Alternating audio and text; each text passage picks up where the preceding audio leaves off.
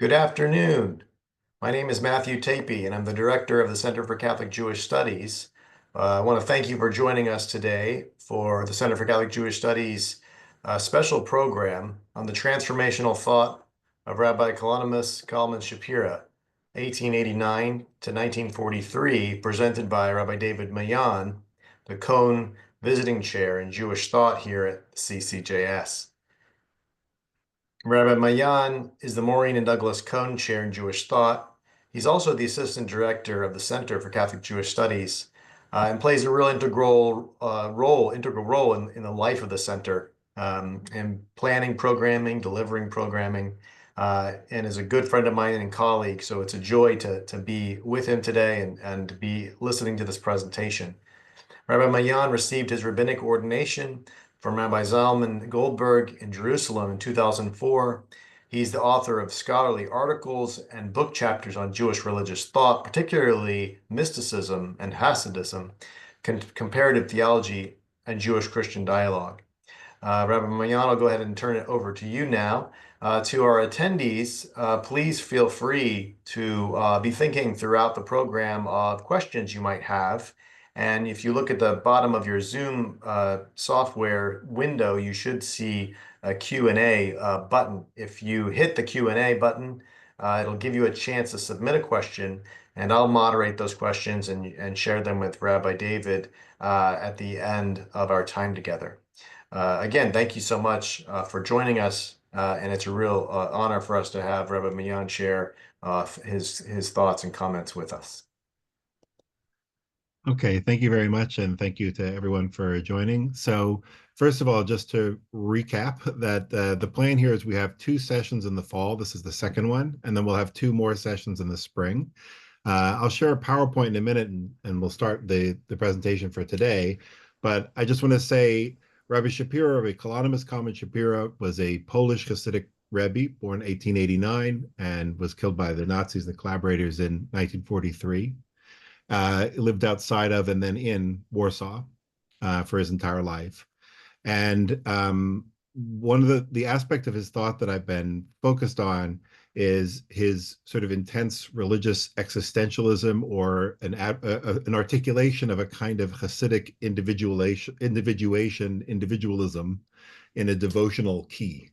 And one of the things that I'm interested in terms of that is that as a traditionalist, Orthodox, and Hasidic leader, there's also this aspect where he's really grappling consciously with modernity and trying to figure out how both to adapt and where to resist and how to relate to changing times. We'll actually see him talk about that explicitly today in one of the pieces that we're looking at.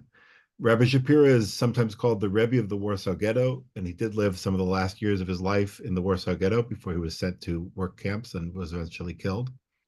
And one of the most precious things and unique things that we have from him are some of his Divrei Torah, his Torah teachings that were given in the Warsaw Ghetto. And those are deservedly extremely famous. My own focus for the fall has been on his pre-war, or really interwar, between World War I and World War II writings, and looking at certain themes and values that he's already articulated before the war and before the Nazi invasion. And then in the spring, when we look at the Holocaust writings, with that as sort of the background, it helps to appreciate even more what's there. And, basically, the idea is that it's not just that Jews and Judaism in general are under assault in the Warsaw Ghetto and in the Holocaust, although obviously both of those things are completely true. But specifically in the case of Rabbi Shapira, there's a specific vision and a specific approach to Judaism and to being a Jew that he's spent his entire life both articulating for himself, sharing with others, and also teaching as the head of a yeshiva, and also as writing books about education and about Judaism, and books that are really meant to be transformational for individuals who read them. And so one of the questions I'm interested in is what happens to his particular vision and program when put under this, unimaginably pressured, unique, horrific situation of the Warsaw Ghetto, and how are those values preserved or altered, or how are they affected by that situation? So I just wanted to name that. That's my broader question of the whole arc of this series. Um, Last time we looked at, and I'll start sharing the PowerPoint. This is an image of Rabbi Shapira. And last time we looked at some of his writings from especially from a book called Sav V'Zeruz, which is many of these books, including this one, is available in an English translation. The English translation is entitled to Heal the Soul. And there we were seeing, and again, this aspect of how he says that it's actually sort of obligatory on each person to bring forth their own individuation and their own uniqueness, and to serve God with their own, in their own unique way, with their own unique personhood. One of the things that's really great about Rabbi Shapira's writings is that there's a consistency of values and themes throughout his writings, but they're often written in different genres or for different audiences. So in fact, the only book that was published in Rabbi Shapira's lifetime that he wrote was a book called Chovat HaTalmidim, The Student's Obligation, which was published in Warsaw in 1932. And this book is primarily addressed to young students, children, more or less, who are, studying Torah. And he has an innovative approach to pedagogy. We'll actually be looking closely at the introduction to this book, which is actually labeled as a conversation that he had with students and with teachers and parents of the students. So again, he had a yeshiva. It's actually one of the biggest Hasidic yeshivas in interwar Poland and Warsaw, called Dat Moshe, which had hundreds of students. And so this is his version, or his sort of transcription of a kind of speech that he gave at the beginning of the year or something to teachers and parents about the pedagogical philosophy of the school. And there'll be a little bit of Hebrew, there'll be a lot of English in the presentation, but this is the very beginning of it. So there's the title, a conversation with the teachers and with the parents of the children. And the very first thing that he does is he quotes a verse from Mishlei, but from Proverbs, chapter 22, verse 6. So he says, Shlomo HaMelech, King Solomon said in Mishlei, in that book, Chanoch lenar al pi darko, gam ki yazkin lo yasor mimena. Educate the child according to his way. Also, when he will become older, or elderly even, he will not turn aside from it. And he says this is the main purpose of chinuch, which we could translate here as education, is that the child should be educated in such a way that not only when the child is sort of physically under our power, under the power of their parents and their teachers, and is unable to escape, or perhaps able to be forced to be in school or do certain things. But not only then, that's not what chinuch is about. Chinuch is about, education is about, that also when the child becomes more independent and is not in that situation, they'll still follow in some of the ways that they were taught when they were younger. So he's actually interested in the definition of chinuch, which again, we'll translate here as education, the Hebrew word chinuch. And he says explicitly right here that chinuch is not only commanding, and it's not only habituating, right? So chinuch, education, cannot be summed up as telling people what to do or not do, or, rote practicing that the person will then become better at something because they'll do it over and over and get used to it, get habituated to it. Those might sometimes be part of what's involved in education, but they're not what education is. They're not the definition of education. So chinuch is not commanding behaviors. It's not habituating people to certain behaviors. Rather, he says, the root meaning of chinuch in Hebrew refers to helping something, or really in our case, someone, to be brought to the state of beginning to be, when potential is first brought to actuality and expresses itself. So, for example, when the Tanakh, when the Hebrew Bible describes Chanukat HaMizbeach, Chanukat HaBayit, and of course we also have the holiday of Chanukah. So the chinuch, it's the same root in Hebrew. The chinuch of the altar or of the temple, the bayit, refers to them beginning their true activity. So, for example, on Hanukkah, right, the menorah and the temple and the altar in general had not been able to be used for a while. They were dormant, they were defiled, and now they're first being brought to that state. And not every day is called Chanukah Mizbeach, it's only when it first starts to enter into that new sort of actuality, that new ability to express its purpose. In fact, also that's Chanukah Habayit, like in the Bible, in terms of the Chanukah of the temple, that house. But Jews also have a custom of Chanukah Habayit, a Chanukah of the house, which is when a person has a new home or a new house, and they first invite guests over to celebrate together and to sort of. He points out, he discusses that too, and he points out you don't do that when you start, laying the groundwork or you build something or the structure is first built, but it's not in use yet. Hanukkah is when its actual purpose is first being expressed, which in this case would be, to have guests and so on. So therefore, the essential definition of chinuch involves the particular and unique being of the child, therefore, himself or herself. Because what chinuch really is bringing the true self and the true potential of each individual child to be nurtured and to blossom and to first begin to truly express itself. This is from an excellent translation. This and the next slide are from Micha Odenheimer's translation under the title of Student's Obligation, which is a very good translation. He writes, and this is a direct translation from Rabbi Shapira, someone who is trying to educate through command and habituation need not pay attention to his child or student, to his nature, to the way he thinks, or to his other distinguishing characteristics. The command itself, do this or do that, is all that is needed. Nor is it necessary to deal with each student separately. A single command can suffice for an entire age group, for it is not the student or the child that is important, but the person giving the commands. He has commanded, and that is everything. Notice here also, by the way, he says that a single command can suffice for an entire age group. This is an important point. Even this approach, which he's, of course, this is the straw man approach that he's going to say doesn't work now or isn't good.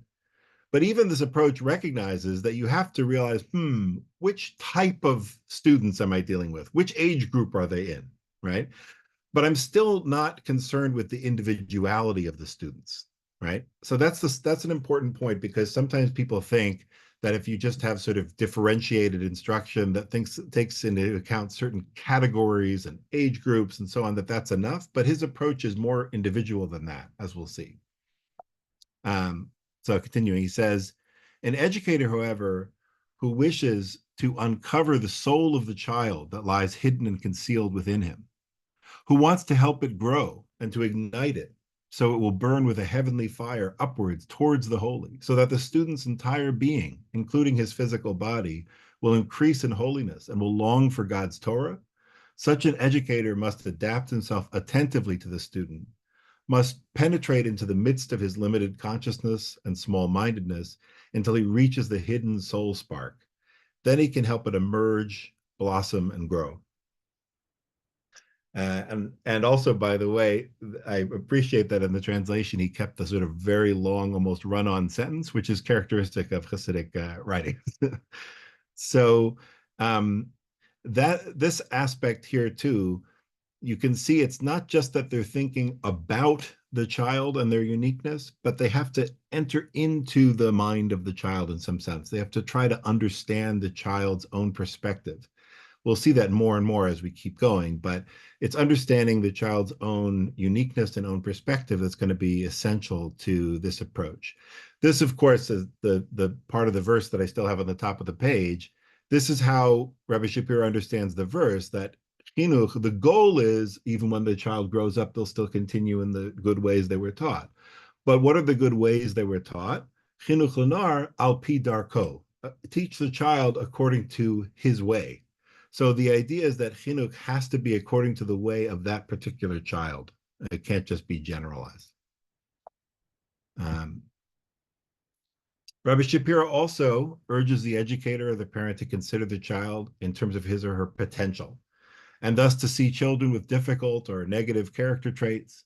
And right now they might genuinely be negative and destructive character traits. For example, stubbornness or anger. And he says, you might have a very stubborn child that right now it's testing the patience of the teacher or the parent, and it's very difficult to deal with, or anger of the child that can be destructive or frightening. But he urges us to try to see such children in terms of the future positive potential of those very traits. And as we'll see in the example, is emphasizing of those very traits. It's not just that you think, well, maybe when the child gets over, they'll be able not to have this problem. It's that what's manifesting itself right now negatively and right now is presenting itself as a problem. The root energy of that, the root characteristic of that is not inherently negative. It can be turned and used in a positive way. This is a very Hasidic approach that's rooted in Kabbalistic ideas. In other words, in the Kabbalah and Jewish mysticism, a very major emphasis is the idea that, all because God is one, and therefore all being and all existence ultimately, derives its energy. There's no other source of being or energy ultimately other than God. So even that which is negative or evil or destructive must in fact be able to somehow draw its energy from God and from the holy. It might be drawing it and distorting it, which is why it's manifesting in a negative way. But the roots of that energy are potentially and originally good. So that sort of theoretical and theological perspective is being applied here to a very specific situation of, here are these children that right now this person and this person are very difficult to deal with. Okay, but that trait that's being used in a negative way, it could be used in a positive way. So he says, for example, and picture this young Akshan, this stubborn child. Imagine in your mind when the child will grow up and will accept upon himself or herself the life of Torah and devotional service. Then just picture this little stubborn person. Picture what dedication and steadfast, self-sacrificing stubbornness the person will bring to their service of God. This person won't be a kal, they won't be a lightweight, they won't be a mahafech, they won't be a wishy-washy person, flip-flopper in his divine service. He's going to be stubborn and focused. So that quality of stubbornness, it's a bad quality when it's applied in the wrong way, but it can be a great quality when it's applied to good values. Similarly, he talks about a child who's angry, whose anger can be very destructive now. But that same fire of young anger can blossom into an ability to burn through illusions, to sort of be to be willing to get rid of negative desires and burn through falsehoods, and also to be on fire with a kind of passionate, heartfelt devotion to God and Torah. And he quotes Hasidic sources here about this ability to sort of grasp this fire that might be manifesting in a negative way in your life, but recognize that same fire can be turned towards holiness. So this is an example of taking a sort of root Kabbalistic and Hasidic view and then very much applying it in this case, to pedagogy and to education. Now, what's interesting is that in this same essay or speech or whatever, Rabbi Shapira also then talks about the particular challenge of this generation. In fact, Rabbi Shapira is very consciously and writes explicitly, he's very conscious of the fact that he's advocating for some innovations in terms of how Jewish education should be conducted. He's not just saying, I want to remind you of how we've always tried to do things or wanted to. He's admitting, he says explicitly that in many previous generations, there was a lot of pedagogy that was based on follow the commands and rote memorization and going through. And he also says that also in the past, sometimes there were a lot of people who went through that kind of education and it still produced mostly positive results. But times have changed. And therefore, the innovations that he's introducing are necessary for his generation. He's not just talking about what he thinks would be a nice way or perhaps even a better way. He's saying this is a necessary way to educate children nowadays because the culture has changed. This is also a place where Rabbi Shapira, I would say, almost always Rabbi Shapira is characterized by the kind of trait of someone who, lights a candle rather than curses the darkness, and throughout his writings. But this is a place where he still doesn't name any names or anything. But this is a place where his anger or deep concern and criticisms of some other religious leaders comes through. because he's very critical about people who don't take responsibility for this problem. In other words, obviously, in Poland, 1920s, 1930s, uh, and and elsewhere, there are a lot of Jews who are not religious or certainly not Orthodox, and not traditional. Many Jews that are anti-religious explicitly, and so on. And so everybody knows that, and everybody sees that. And he laments people who are especially religious leaders or educators who don't take responsibility and who just say, what can you do? Look at these terrible people, basically, as if they couldn't have done anything or they bear no responsibility. Or also, he says, someone who consoles himself by looking only at his own classroom or his own little group and saying, well, these kids look religious. And he basically says, stick your head outside of the window of your classroom and look in the streets, look a little wider in the Jewish world and recognize, first of all, you can't, you have a responsibility for the Jewish people, not just for the few people that are in your room. You have to think wider than that.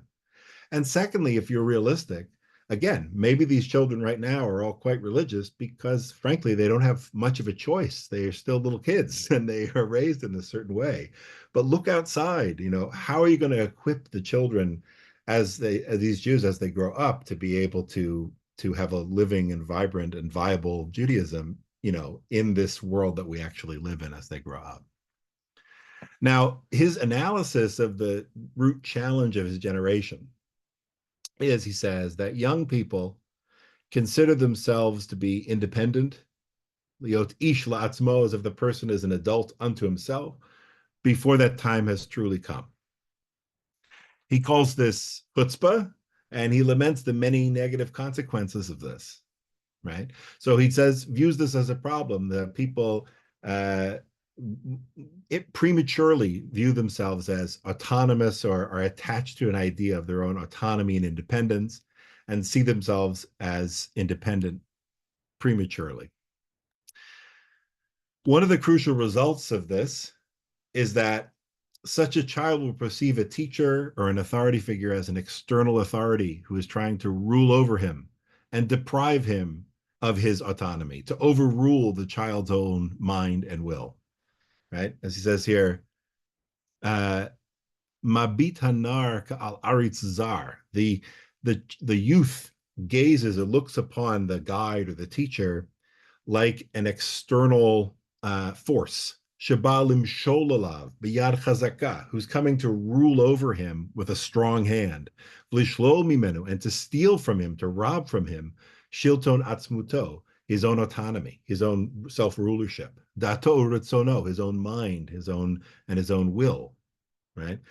And this sense of opposition, that there's a competition here between myself and the teacher, myself and this authority, myself and the parent, it could be, of course, too, can lead to, not only, he says, a case where the child, isn't so working so well with the teacher or with the parent, but in fact, there can be resentment and hatred and very negative feelings that are developed because the child feels that they're engaged in this kind of contest. And their main thought is, when will I be free of this? When will I escape this situation? So again, this kind of premature sense of autonomy and individuality is what he says is the sort of the root problem. What's really interesting here is, as we saw, like in the first session, Rabbi Shapira actually, throughout his writings, is a strong advocate of each person developing their own unique sense of individuality and their own autonomy. And he uses that language all over the place. Obviously, there's no contradiction, because here he's saying it's unfortunate that people sort of have an illusion of already having that when they're premature and they really haven't developed what they need in order to have that in a mature way. So it's not a contradiction, but it means it's a little bit tricky, because the thing that the child is attached to, the sense of autonomy and uniqueness, is in fact a value that Rabbi Shapira highly values. It's just that it's coming up too early. So how do we deal with that? If you try to clamp down on it, that's exactly only what's going to exacerbate it, because that's the entire problem, is that the child feels that my autonomy is being crushed and clamped down upon. So what he actually writes here is that you have to lean into the situation of how the child perceives the situation and work with it. you have to sort of, turn into the curve. He says it's not enough for the teacher to teach the child that he's obligated to listen to the teacher, because in the end he will then see the teacher as his opponent and as this opposing force that they're in a sort of battle. Rather, he says, the main thing is to enter into the heart of the child the following understanding. Sheyeda shehu hanar ba'atzmo hu ikar hamechanech. That he should know that he, the youth himself, he is the main teacher. He is the principal teacher himself. Lo katan vanarhu. He's not a child or a young person. He's not just a youth. Rak neitzer mata Hashem becherem beit Yisraelu. Rather, he's like a sapling planted by God in the vineyard of the house of Israel. And God has given him the obligation, placed the obligation upon himself to nurture and raise up this sapling, et atzmo, which is himself, la'etz gadol, eitz hachaim, to a great tree, to a tree of life, v'lasoto la'eved Hashem tzadik v'gadol b'Torah, and to make himself into a servant of God, a righteous person, and someone who is great in Torah. I'm really emphasizing this paragraph, and I wanted to read it and translate it word for word, because this is an amazing moment where he's basically, after saying this is the main problem of the generation, you can see that his solution seems to be not only sort of working with it, but explicitly and taking the initiative to teach the child, you know what? You are the main teacher, not me. You are not a child. I don't look at you that way.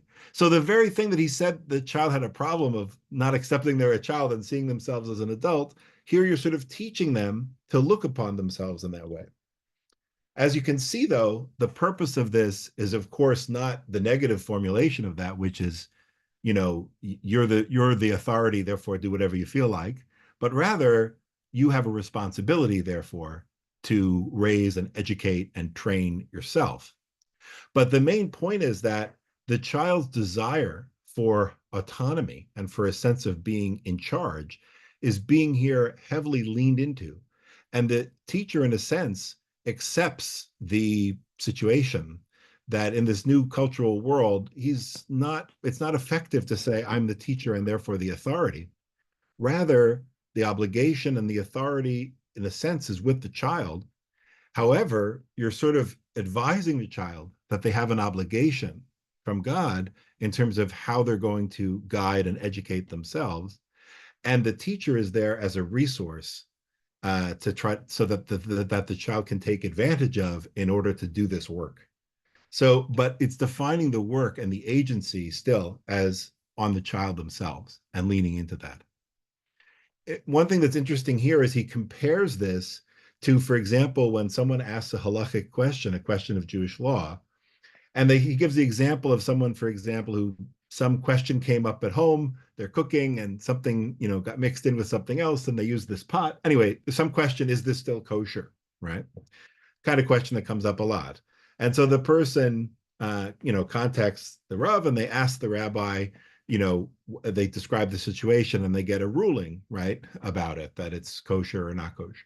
You might think that what's happening there is that really, the rabbi is the one who has the responsibility and takes the responsibility, and the person, by asking a question, is surrendering agency and responsibility. But he says that's, of course, not true, because in the end, it's the person themselves who not only asks the question, but then who goes back home and acts upon what the rabbi advised them. So that's interesting, too, that he's trying to frame, Judaism and halacha in general, that when there's authorities involved, it's still not an act of surrendering agency. And so here, children now in this generation, he's saying they want that already as early.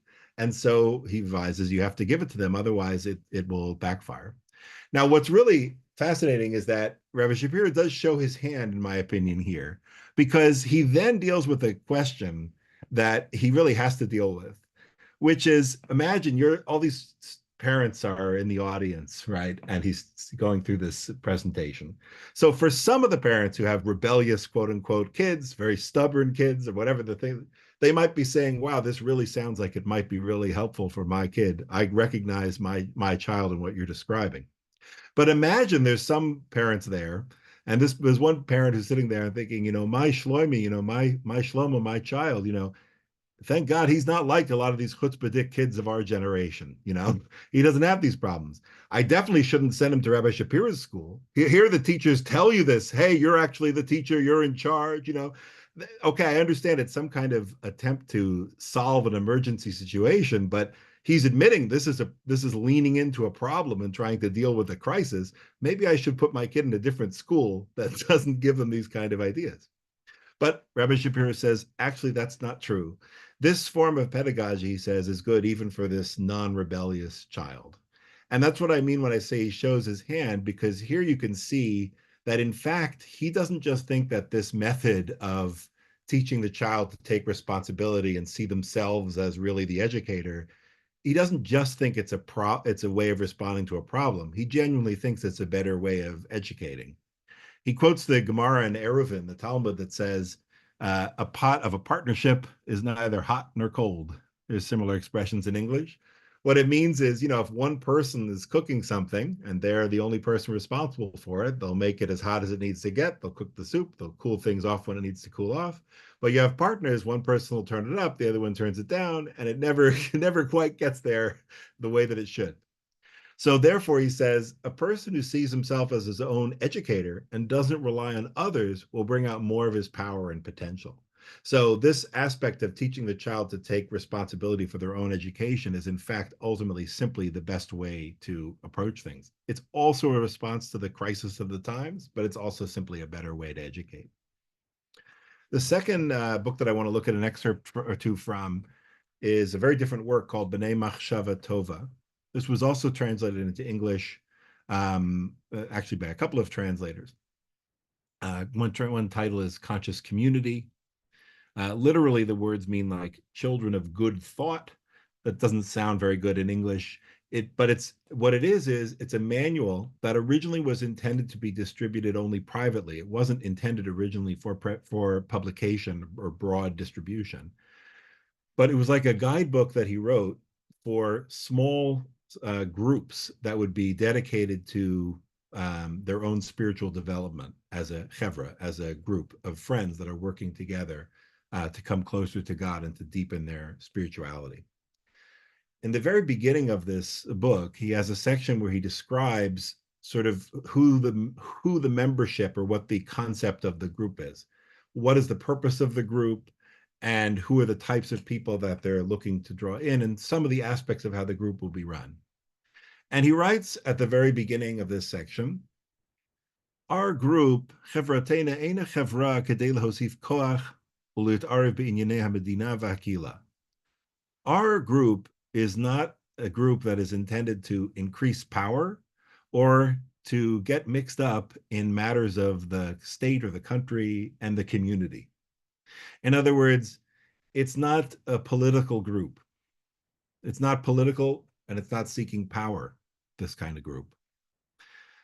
Rather, our ultimate purpose is to rise up and to go higher and closer, as it were, to God.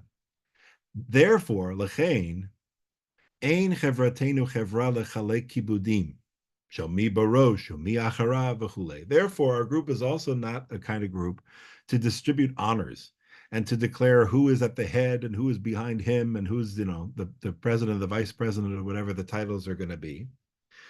Because the foundation of our group is lowliness and, is both humility and then trying to raise ourselves up to God. And in a place of holiness and where that's the goal, ein makom lekibudim l'svarus. There's no room for honors and for sort of titles. So in other words, there's no hierarchy in the group, and there's no dispensing of honors in the group. There's also no domineering authority in Srarut. And then finally, he also says in the beginning of the next section, we also are making a condition with a doubled condition. It's an expression from halacha, but it means this is a real solid, this is absolutely binding. What? Shelo tigrom chas v'shalom chevratenu shum hitgablut atzmit upirud shar Yisrael she'einem bechevratenu. That our group should not cause any division or separation between our group and the rest of Israel, the rest of the Jewish people. In other words, the way that I would put that is he's against sectarianism. And so he wants to make sure that this group, which also in general he thinks should be relatively not public, it should be relatively secret also. So it's not intended for public perception in general, but also that even internally, the people in the group must not see themselves as some sort of elite or unique group in such a way that they feel they identify with each other and not with the rest of the Jewish people. To put this in context, it's very striking that the things that he's describing here have come already by his lifetime, have come to be major factors and even to define many of the structures, many of the manifestations of Hasidic groups in his time. So Hasidic groups, especially Ger Hasidim in Warsaw, which were very dominant in Poland in general, and particularly in Warsaw, a very huge and very politically powerful group. I'm not trying to say anything, overly negative, and I'm going to qualify this in a careful way. But, the fact is that a lot of Hasidic groups, they certainly have hierarchies. They often have clear hierarchies and dispensing of honors. In fact, we know from people and different things of the time that within Ger, they even had kind of military titles where there were commanders and they had very clear hierarchies for different groups and subgroups within them. And of course, the Rebbe is generally emphasized as being a kind of, ultimate authority within Hasidism. Also, definitely the concept of sectarianism, where people people having a strong sense of solidarity with their own group. Sometimes called Anshe Shlomenu, the people of our comrades, basically, and a strong sense of insiders and outsiders. Now, what I want to qualify is that Rabbi Shapira isn't saying that all of these things are, always illegitimate and should never be done. In other words, it's possible there's need for political groups and there's need for the types of groups that have hierarchies and so on.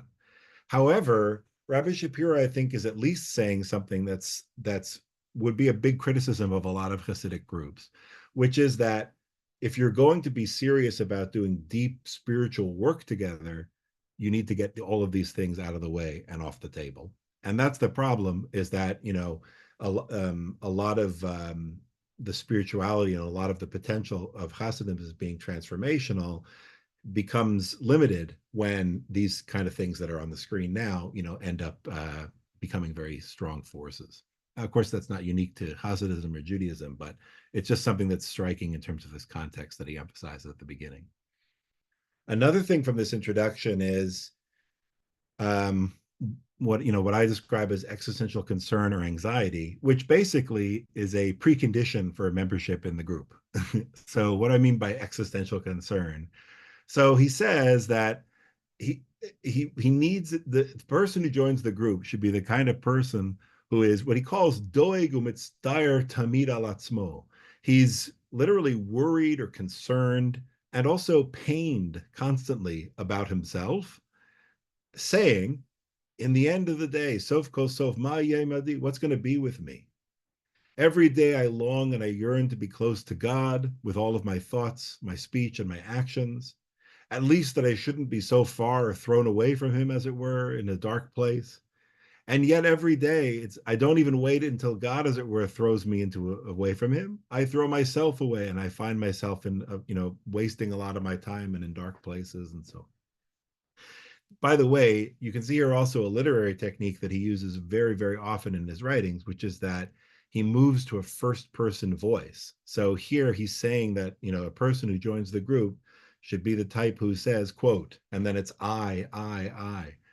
we'll see this also later, that he wants the reader to really identify with the voices that are here and not just think it's talking about someone else, but to apply it to one's own situation, one's own self. And so this person basically have, and I would call it an existential concern, because it's a question of, what's going to become of me? It's a question that's shaped by their awareness of the fleeting nature of time and their own mortality. And they're wondering, what am I going to be? When am I going to be? We saw that in the first session that, I would say Rabbi Shapira is an existentialist in the sense that existence is not just something that's given, but something that a person has to give birth to from struggle. It's not just a given. And so existence as a true individual is something that requires a conscious effort and a kind of struggle. And the start of that struggle is a worry and a concern about the lack of that. And so, that's what's brought out here in this paragraph. He then says later on in the third section, he says, since this is true, anu modi'im bazeh, we are making known by this, shelechevratenu zo yitkablu rak anashim doagim ke'elu. Our group is going to receive only people who are worried in this way, right? And he says, anyone who knows that they don't have the kind of worry and concern that I just expressed, we would politely ask them not to join, that it's not for them right now. So this work is only for existentially concerned individuals. I would point out here, and we're heading towards the end of the presentation, but I would point out here, this is kind of saying in a much stronger and for adults tone. It's a very similar message in some ways to what's being said to the child. You have to take responsibility. It's upon you, and nobody else can ultimately do that for you. We need to not be too focused on, what's the hierarchy and who's in charge? Maybe they're the ones with the responsibility. We're all in this together, and each person needs to enter this space with that sense of individual concern for their own self-development and their own spiritual growth. This is said in a harsher tone. It's a different tone because it's more adult. But you can see a kind of parallel. Like, I think you can see a lot of continuity of values between the work about and for very young people and this work, which is more for adults. He then a couple more things from B'nai Machshava Tova. Towards the end of the book, he has this description where he says that if a person truly feels within himself, that's a very big word for him, by the way, margish, which means to feel. He talks about the ideal that each person should become an ish maragesh, a person who's capable of feeling. And now he's emphasizing that if a person truly feels within themselves a kind of pain and concern, like we talked about before, worry, care about being far from God, it's not enough that the person knows this in their mind. It's not just a matter of intellectual awareness or conceptual awareness. Detached knowledge is not enough here. When we're saying you need someone to have an existential concern, it means that it has to penetrate their being and their emotional life. And as he writes at the end here, that such a person should therefore also achiv kelefamim atzaro nafsho. He should sometimes be driven to tears about the sufferings of his soul and about his lowliness. A person has to be capable of sincere and spontaneous emotional expression also. So again, it's not a concept; it's an existential state that the person needs to be in, which then gives the capability or the possibility of them being transformed by the work of the group. Here he gives advice at the end of the book, kind of about how to read the book and how to reread the book. He says that the person should now read the book again, and his language is rak adam shekore divrei atzmo, but not as though you're reading the words of someone else, but rather as though you were reading your own words. And he compares this to two people who are saying Tehillim, who are saying Psalms. One person, everything's going great, they're feeling good, and they're reading a Tehillim, a psalm where David is, King David is saying, "Oh, I'm in this situation. I'm in a cave. They're trying to kill me," and it just doesn't resonate with his own situation. So he's reading it as if he's reading about this other person, King David, and his situation that happened a long time ago. Maisa Shahaya. It's a story that happened in the past. However, the other person who has personal existential concern even though he's not literally in a cave, and maybe there aren't literally people that are pursuing him, like, was the case with King David. But when he reads those words, a prayer of a poor person who's overcome, or, oh, I'm sunk in the mud, metaphorically applies that and feels it as applying to himself. And he says them as his own words.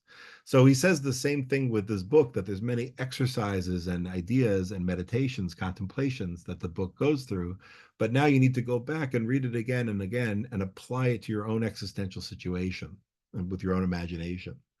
And that requires multiple, but also slow and attentive readings in order to read it in that way. So again, this is an example where this idea of existential concern, that I bring it into my own personal concern. Here he's talking about, how do I take a book that can become, I'm reading about this, about that, about such a person. He even gives the example, actually, of the person that was mentioned at the beginning of the book. For example, when a person reads about a person concerned about himself, my days are passing and I'm still in such a lowly state. So he recognizes you could read that and still think about this other person who's in that situation. But you shouldn't do that. Lo me'ish zulato shomea dagazo. He shouldn't hear this concern as if it was about another person. Raku margisha dagat nafsho. Right? He shouldn't just feel compassion for this other person going through a situation. Rather, he should feel the concern about his own situation. And that's a flip in consciousness. It's a flip in awareness.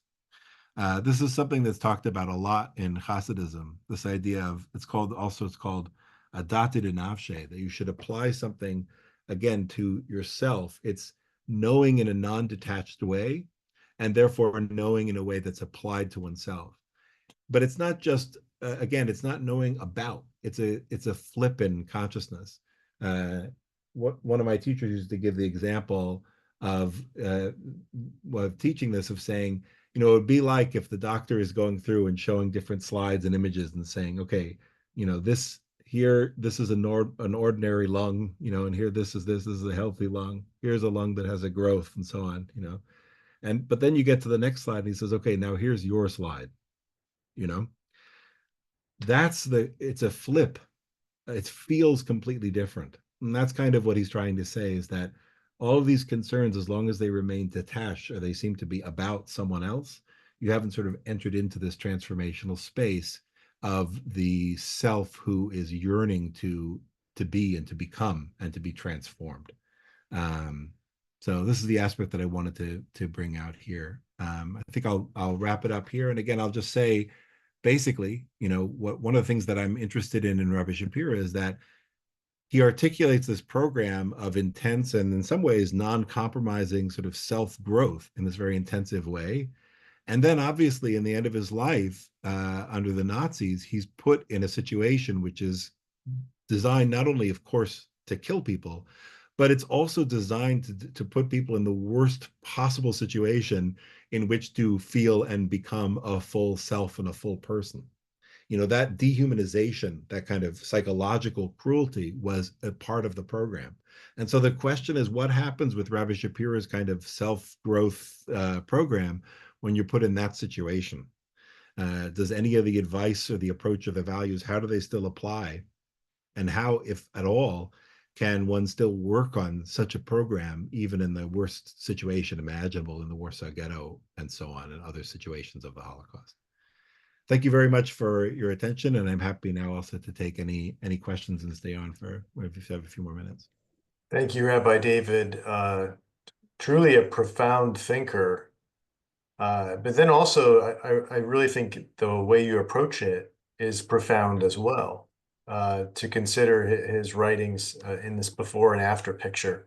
We have one comment from an attendee. It says, not a question, but an observation.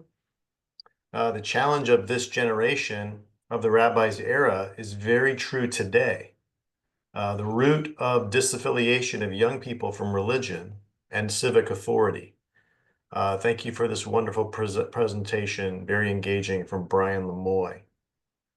Yeah, I mean, I very much agree with that. I mean, the reason why in the presentation I sort of I wrote the challenge of this generation is because here I'm trying to present literally Rabbi Shapira's own words. So I don't want to speak for him and say if he was alive in 2024, here's what he would say. But I would say, having learned this with a number of people, that's most people feel that what he's saying resonates as being a general challenge of modernity. And again, part of what I'm interested in Rabbi Shapira's approach is how, even though he at first laments it, and he does lament it, and he talks about negative consequences of that tendency, he's then interested in this very Hasidic approach of, but how can this be used in a positive way? What are the positives that can be taken if it's redirected in the right way? But yeah, a lot of people find that basic analysis to be compelling, Mm.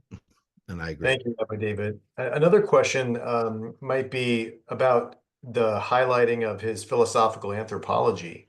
I wondered if there was some sort of a arc or maybe a connection between the obligation document and the second one you proposed.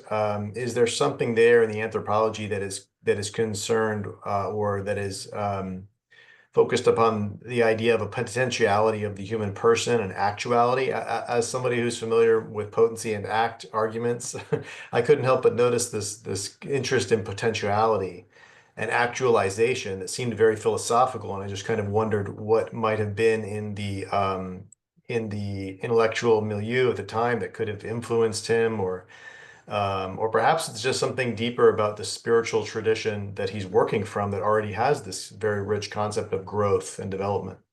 Yeah, that's a good question. So I think I would say that the primary influence of that in the Jewish tradition is in terms of Kabbalah and to some extent Jewish philosophy more broadly, that, Kabbalah was very influenced. Kabbalah in some ways has been defined by scholars as a kind of Jewish Neoplatonism.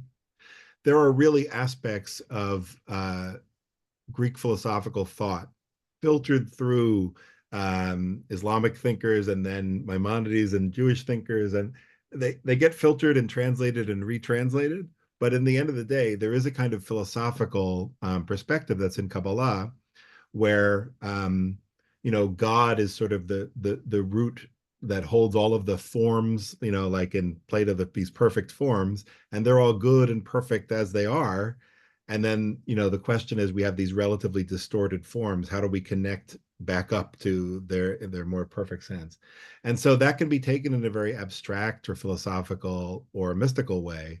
And the discussion there is in terms of potentiality and actuality, and they're concerned with, mysteries of creation or emanation, or how the oneness of God relates to the multiplicity of creation. But here, you're right, those ideas are being applied, and this is in general true about Hasidism, and it's certainly also an element of Kabbalah. It's not like this never happened in Kabbalah, but they're being now applied psychologically and personally to a person. In fact, I think, though, that the wider concern, like language about self-actualization, or the notion of the creativity of an individual and the necessity or the value of each person being creative, I think that separately, even from the Jewish context, I think that a lot of those ideas are actually rooted in theological ideas that have then been sort of applied to a concept of the modern self. Mm. And in my opinion, that can have negative consequences and hubristic consequences, and there also can be very positive ways in which those values are affirmed of the person, that can help to bring out a fullness of a person. So I resonate with Rabbi Shapira's own approach, which is, this is something that has a lot of negative potential, but we dare not abandon it. In fact, we have to lean into it and figure out how to use it to actually maximize and bring out what can be brought out. Mhm. Excellent. Thank you. I can't help but also be thinking about pedagogy, since we were at St. Leo University, which Mm. emphasizes teaching and the Benedictine tradition of teaching. And I couldn't help but wonder, as you were commenting on, almost in an inspirational way, about teaching and educating people according to the particular nature of a child. Not just generic commands, but really paying Mm. attention to the nature of a unique student and getting to maybe perhaps even know, how they would view the content of one's course, for instance. And it really started to make me wonder about how Rabbi Shapira's teachings might impact our approach to, this might sound silly, but even creating a syllabi, a syllabus that can tend to be very generic, Mm. a generic structure, and it made me wonder about, what sort of things could we do in the classroom, perhaps to adjust and make sure that there's a subjective side to our teaching. We're so concerned sometimes to deliver a lecture uh, Right. or something. I wonder if there's a way to adjust and perhaps, and there probably already are pedagogical tools that do this. But it struck me that sometimes my own teaching can be impersonal with regard to who the nature of Right. this child is. Yeah, that's really a challenge. And Rabbi Shapira does talk about some techniques. In fact, even at the end of that introductory speech to teachers and parents, he does give some specific pedagogical advice, for example, about using stories and parables and different things as tools, um, and not to look down on those or think they're secondary. They're primary in helping people to enter into and really understand and remember things. But the deeper point, I didn't focus on that because I was interested in the fundamental philosophy and approach. Because exactly part of what he's criticizing is people that are focused entirely on techniques and not on the person and don't have the right goal in mind. So Right. one way to look at it would be, yeah, that when I put together, there's one way of thinking about it where I try to put together the syllabus, and I think that what education is about is getting this content, which is predefined before I have any particular student in front of me, getting this content into the brain of whoever I encounter. And there's some truth to that. But if I have a real exaggerated focus that that's what education is, basically the unique qualities and persona of the student is only going to express itself basically as a series of obstacles in me trying to reach this goal, right? And so if only the student would stop getting in the way of this. Whereas if the focus is on the student, then it becomes a question of centering that and then thinking about how the material, and some of it is superficially, they're going to be the same book, the same material. You're not going to change the dates of when something happened. There are things that are set, but the focus is the person. And then the question is, the problem is, how can I help to bring this into the person? But it's not that the person is a problem. So that's sort of the fundamental flip in terms of how we're thinking about it. And then, in terms of practical application, it's complicated and everybody makes a lot of mistakes and there's lots of techniques and sometimes they work and sometimes they don't.